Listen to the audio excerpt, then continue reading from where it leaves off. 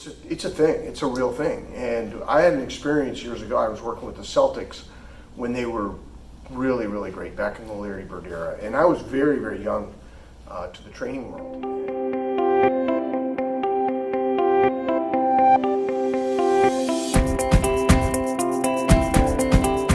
So people ask me about 10,000 reps. You know, what's the situation with that? With Outliers and some other really good books about, kids training.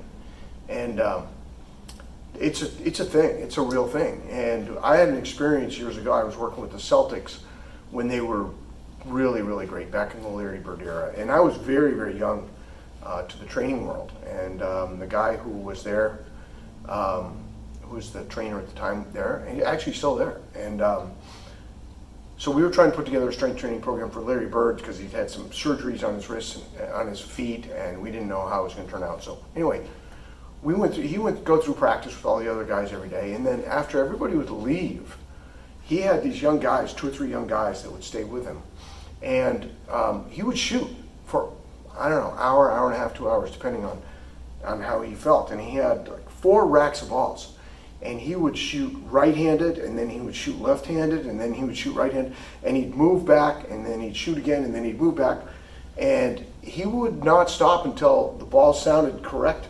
I mean, his hard work ethic. Now, this is when Larry Bird was legit. He was already all planet, and it was just incredible to watch the amount of energy and time that he put into something where he was already fantastic.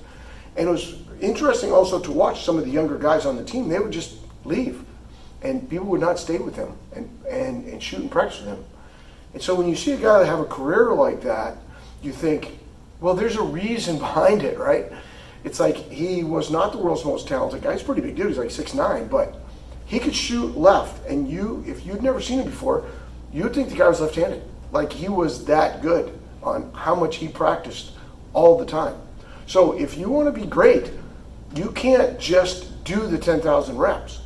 He would shoot perfectly, and he wouldn't go home until the ball sounded right. Like he was so fastidious about it.